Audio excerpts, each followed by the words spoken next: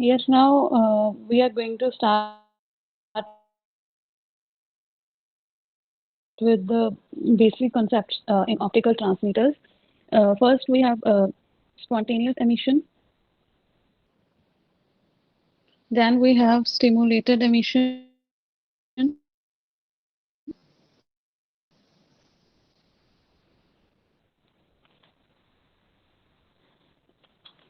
absorption, and the phenomena of population inversion. So first, the absorption, as we know that in optical transmitters, we use optical sources uh, for uh, for the generation of a light signals because through an optical fiber, only light signals can pass through. So as we have signals are electrical in nature, so these optical sources convert the electrical signals into light signals. So for this purpose, we use two types of optical sources. One is LED and another is laser. In this, we have few concepts related to LED and laser. First is the phenomena of absorption of a radiation. So in absorption of radiation means if we have two states, that is, if we have two energy levels, suppose E1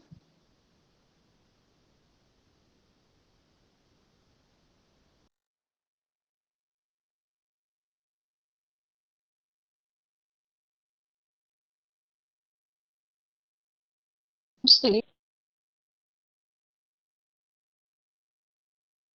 So if we supply some energy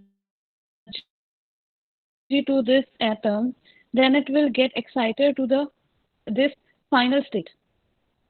This is the final state of the atom. So the amount of energy that we will supply is equal to the band gap of these two energy levels, that is E1 and E2. So this is the phenomena of absorption, that after absorbing some amount of energy, the atom jumps to the higher state. Means if atom is initially in a lower state 1, then it can rise to a higher state 2 by absorbing a quantum of radiation, and its frequency is energy is given as h into nu, where nu is the frequency. So this is the phenomena of absorption. Now we have a phenomena of spontaneous emission. In spontaneous emission, now the atom is in the excited state, in the higher state, and higher states are relatively more unstable as compared to the ground state. So if the atom jumps back to the initial state on its own, means without if we are not supplying any energy to this atom, so if it jumps to the energy level E1 on its own, then this process of emission is known as the spontaneous emission. And when it jumps back to the ground state, it will emit some light. Means when it will recombine with the holes present in the valence band, now the electron is in the higher state.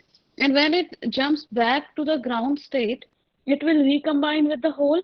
And when it will recombine with the hole,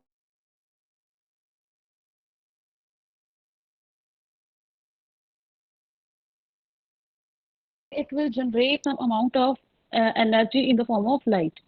कुछ आपके recombinations होते हैं which are radiative और कुछ recombinations होते हैं which are non radiative. Means ये जरूरी नहीं कि आपका जब भी एटम हायर स्टेट से ग्राउंड स्टेट में फॉल कर रहा है तो आपकी लाइट एनर्जी रिलीज हो, बिकॉज कुछ recombinations होते हैं आपके which are radiative and some are non radiative. So जो आपका LED होता है, it is based on the principle of spontaneous emission. Then we have stimulated emission. In stimulated emission, if your atom is in the higher state, in the E2 state, then it will not jump back to this E1 on its own. We need to supply some kind of energy. So So if we will supply energy H into nu to this electron, then it will jump back to the lower energy level, that is E1.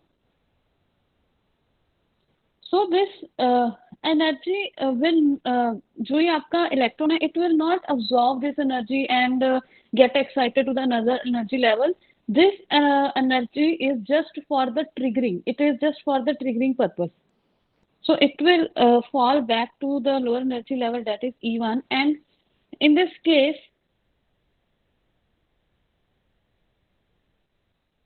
two photons are released. In case of you will get two photons, one that you have supplied and another due to the process of recombination. So this direction में आपने in case of stimulated emission, the process is forced by the incident photon. Means it is used, this photon is used for triggering, to trigger this electron. So we can say that this process is forced by the, is it blurred to everyone? Yes, ma'am. और sound भी अच्छा नहीं आ रहा ma'am. Okay. So, let me check because today my net is not working properly.